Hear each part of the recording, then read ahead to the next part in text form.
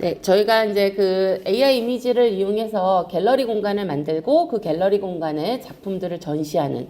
그래서 이제 오늘 변형이라는 기능에 대해서 이제 저희가 한번 정리를 한번 해볼 건데요. 우선은 이제 새로운 갤러리 공간은 기존의 이미지를 활용하셔도 좋지만 저희가 직접 만들었어도 좋기 때문에 저희는 새로운 파일에서 이제 시작을 한번 해보도록 하겠습니다.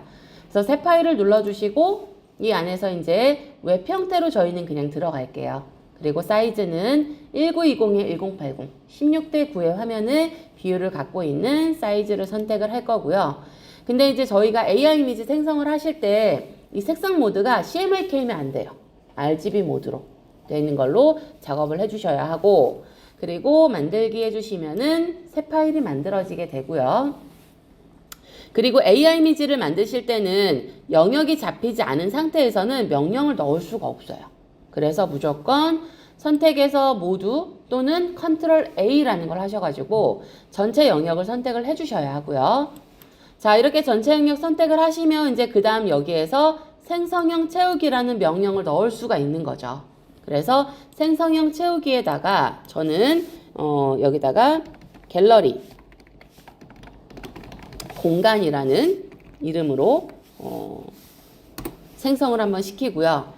자, 갤러리 공간이라고 생성을 하게 되면 뭔가 어떤 공간이 만들어지고 그 안에 액자가 있는 형태의 어떤 이미지들이 만들어지게 될 거예요.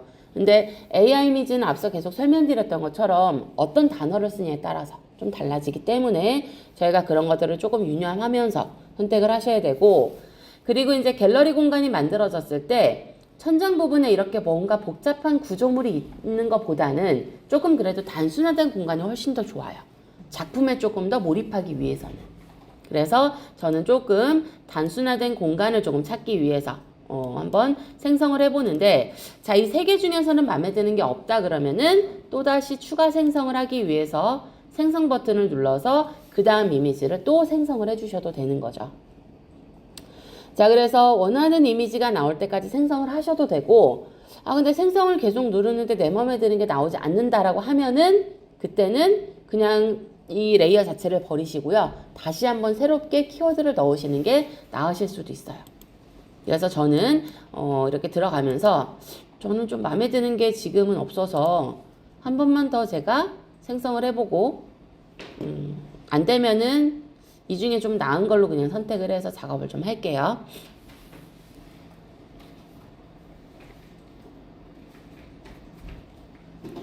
요 그림도 괜찮을 것 같고요. 또는 저는 요 공간에다가 여기에다가 넣어 볼게요.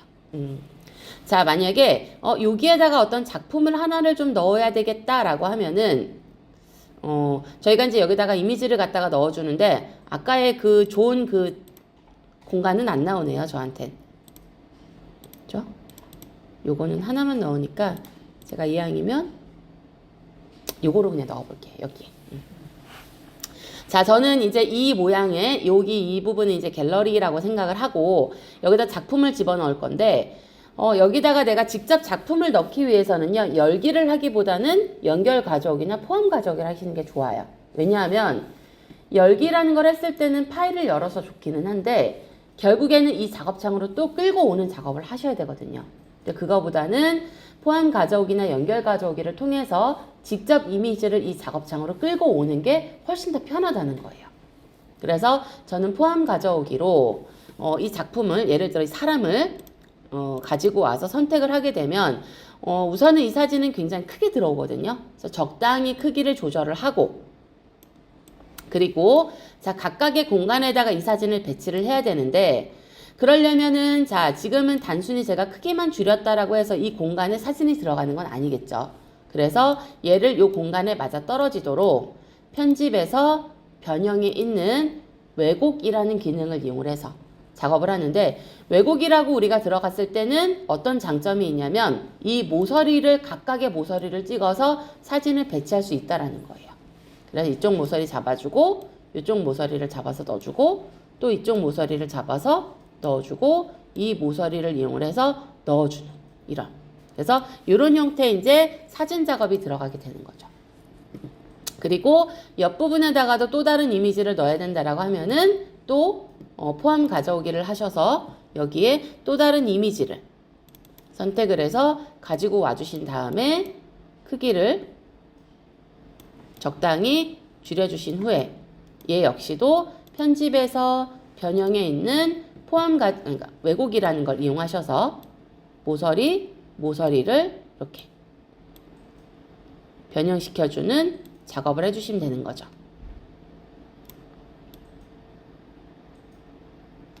자, 이런 식으로 하셔가지고 이제 여러 장의 이미지를 이렇게 갤러리 형태대로 여기에 꾸밈이라는 걸 해주셨다라면은 그 다음은 이제 이 하단에 보시면 여기에 비춰지는 그림자들이 있단 말이에요. 그럼 저는 요 밑에 2개 정도를 더 넣어보고 한번 해볼게요. 그러면 또 여기에서도 파일에서 포함 가져오기, 그리고 여기에 있는 어떤 이미지를 또 선택을 해주시고, 그 다음에 이 이미지 역시 편집에서 변형에 있는 왜곡으로 모서리를 갖다가 맞춰주시고, 또 모서리 맞춰주시고, 지금은 제가 보여드리려고 이거를 아주 정교하게 맞추진 않지만 이걸 맞추시면서 이 모서리에서 어느 정도를 이제 일률적으로 조금 띄워주셔도 괜찮아요. 그러니까 저는 너무 지금 꽉 차있는 형태대로 만들었는데 얘를 약간 이런 식으로 액자에 어떤 테두리가 있듯이 이렇게 만들어 주시는 것도 나쁘진 않으실 거예요. 이런 식으로 여기 안에 들어가게. 자, 이런 식으로 해서 이제 작품을 만들었다라면은 이 작품이 결국에는 이 바닥에 반사되는 모양이 나와야 되는 거거든요. 그러면 이 부분은 이 그림이 반사가 되는 모양이 나와야 하겠죠. 그러면 자, 이 그림을 선택을 하고 그 다음에 얘가 반사되기 위해서는 반사용 이미지가 하나가 더 있어야 돼요. 그러면 제일 쉬운 거는 반사를 시키고자 하는 그림을 선택한 다음에 복사 붙이기. 컨트롤 C, 컨트롤 V를 하는 거죠. 그리고 나서 그림을 갖다 놓는데 얘는 지금 뒤집어진 형태로 나와야 되는데 결국에는 우리가 이렇게 회전시키는 용도는 아니라는 거죠. 좌우가 바뀌기 때문에. 그래서 얘를 위아래 반전시키는 편집에서 변형에 있는 세로로 뒤집기. 그래서 영문으로는 이제 플립 버티칼 효과를 여기다 넣어주시게 되면은 뒤집어지면서 이제 이렇게 좌우가 똑같은 뒤집어진 이미지가 나오게 되는 거죠. 그리고 나서는 이 그림을 각각의 이제 이 영역에다가 또 맞추는 작업을 한 번은 더 해주셔야 돼요. 그래서 모서리를 이용을 해서 각각의 위치에 맞을 수 있도록 편집에서 변형에 있는 왜곡이라는 걸 얘 역시도 모서리 찍어서 맞춰주시고 또 모서리 찍어서 맞춰주시고 또 모서리 찍어서 요 끝에 맞춰주시고 모서리를 맞춰주는 이런 작업을 하게 되는 거죠. 자, 이렇게 하게 되면 반사가 된 모양이 나오긴 하는데 근데 이제 이 바닥에 비춰지는 이 형태, 액자 형태를 보게 되면 굉장히 번져 있단 말이에요. 그쵸? 근데 작품은 너무 또렷하거든요. 이 작품 역시 바닥에 액자가 비춰지는 것처럼 번진 모양을 만들고 싶다라고 하면은 바닥에 이제 반사되는 이미지를 선택을 하시고 필터에서 흐림 효과에 있는 가우시안 흐림 효과. 사방으로 번지게 만드는 가우시안 흐림 효과를 해서 얘하고 유사할 정도로 번짐이라는 거를 만들어 주시고요. 자, 그리고 나서는 너무 선명하게 보이죠. 흐릿하게 보이게 하기 위해서 우리가 뭘 하냐면 투명도. 그래서 이 흐림, 그러니까 바닥에 비춰지는 번지는 이미지를 선택하신 다음에 위에 있는 불투명도를 떨어뜨리는 거죠. 이렇게. 흐릿하게 보이게. 그러면 바닥에 이런 식으로 작품이 비춰지게끔. 그리고 만약에 이 그림도 비춰져야 된다 그러면 얘도 마찬가지예요. 얘를 찍고 컨트롤 C, 컨트롤 V. 자, 그 다음에 상하 뒤집어야 되겠죠. 그러면 편집에서 변형에 있는 세로로 뒤집기 해주시고 그 다음에 얘도 위치를 좀 맞춰줘야 되니까 얼추 위치를 갖다가 화면 바깥으로 벗어나도 상관없죠. 그 다음 편집에서 변형에 있는 왜곡이라는 걸로 모서리 좀 맞춰주시고 얘 역시도 번져야 하기 때문에 필터에서 흐림 효과에 있는 가우시안 흐림 효과 그리고 투명도를 떨어뜨려서 이렇게 넣어주시면은 이렇게 이제 비춰지는 모양이 나오는 거죠. 그럼 얘 역시도 컨트롤 C, 컨트롤 V 똑같이 얘는 여기에 들어가야 되겠죠. 편집에서 변형 세로 뒤집기, 대충 요 위치를 맞춰서 한쪽만, 우선은 이거 맞추기 좋은 건 뭐냐면요. 한쪽만 모서리 맞춰주시고요. 나머지 모서리 하나만 맞추시는 게 제일 편해요. 그리고 변형해서 왜곡, 모서리를 갖다가 맞춰주시고, 또 똑같이 필터에서 흐림 효과, 가우시안 흐림 효과, 그리고 투명도 떨어뜨려서 이렇게. 그러면은 여기에 작품이 걸리고 하단에 그림자가 비춰지는 것까지 모양이 나오게 되는 거고, 자, 이 위에다가 뭔가 타이틀을 쓰고 싶은 거예요. 예를 들어서 내가 어디에 다녀온 여행기, 아니면은 어떤 주제라는 게 있을 거 아니에요. 작품에 대한 주제. 그러면은 저는 여기에다가 뭐 2023부터 2024까지의 뭐 어떤 나의 여행기 뭐 이렇게 하셔도 되고, 아니면은 뭐 나의 작품 사진 뭐 이런 식으로 여기다가 뭐 포토 갤러리라고만 뭐 하셔도 괜찮겠죠. 그러면 텍스트를 클릭해서 저는 여기다가 2023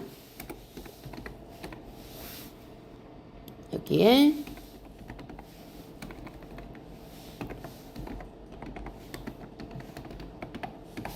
포토 갤러리라고 텍스트를 이렇게 썼어요. 이렇게. 그리고 폰트에 대한 것도 여기에다가 설정을 해주는데, 지금 제 폰트가 뭔가 조금 마음에 들지 않으니까 제가 좀 바꿀게요. 그리고 좀 진하게 나오게 하고,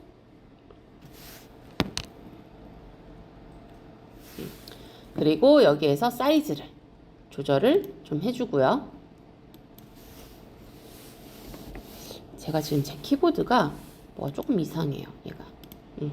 자, 이렇게 해서 얘를 갖다 넣어주는데, 자, 이렇게 넣었을 때는 지금 얘네들은 뭔가 약간 옆으로 비스듬한 벽의 형태지만 이거는 너무 우리가 봐서 정면으로 놓여진 거잖아요. 그래서 이 글씨를 얘처럼 맞춰서 좀 기울임이라는 걸 주기 위해서는 편집에서 변형해 가셔서 왜곡이라는 걸 텍스트는 쓸 수가 없어요.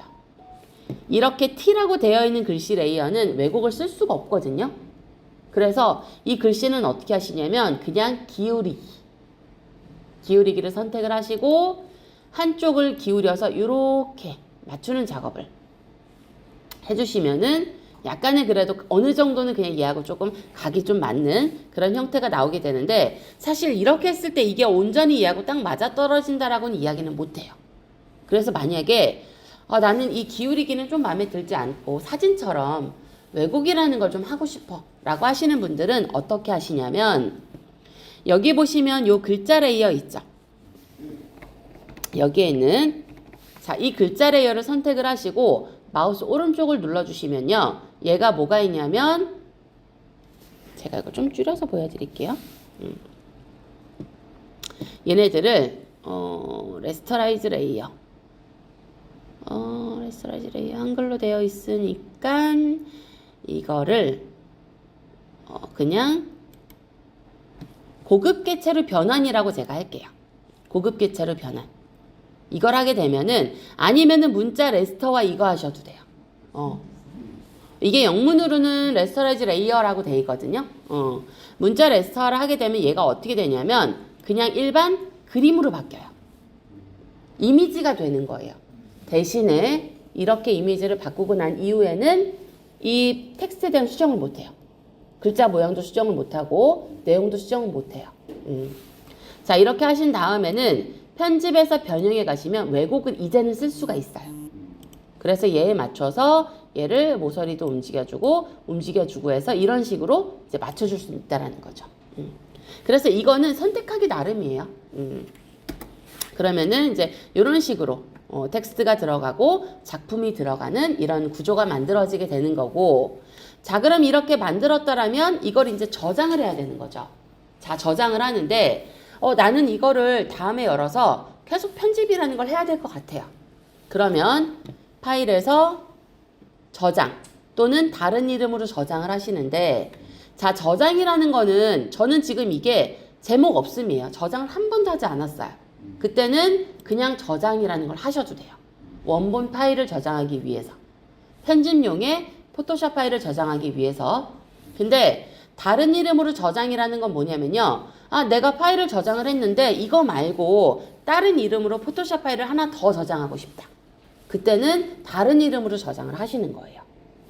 저는 지금 저장을 한 번도 안 했기 때문에 그냥 저장이나 다른 이름으로 저장 아무거나 상관이 없죠.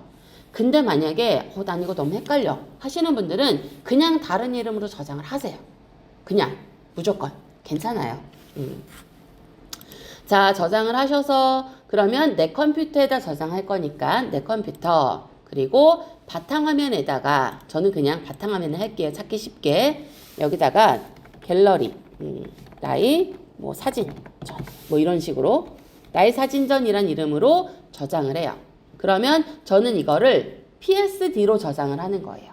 그럼 이거는 언제든지 열어서 작품도 바꿀 수 있고 그리고 뭐 작품의 크기나 위치를 얼마든지 내가 바꿀 수 있는 편집 모드인 거고 자 이거를 내가 이제 만든 거를 어딘가 올려야 돼요. 블로그에 올리거나 카페에 올리거나 내 페이스북에 올리거나 또는 내 컴퓨터 바탕화면에 놓고 싶다. 그런 이미지 파일을 저장을 하실 때는 파일에서 사본 저장이라는 걸 하셔서 사본 저장에서도 확장자를 뭘로 하시냐면 가장 무난한 JPG 가장 일반적인 이미지 형식인 JPG 가장 흔하게 많이 쓰는 JPG를 해주시고 여기다가 나의 사진전 이미지 뭐 이런 식으로 저장을 하시고 옵션은 그냥 품질을 최고로 해서 확인을 해주시면은 자 바탕화면을 갔을 때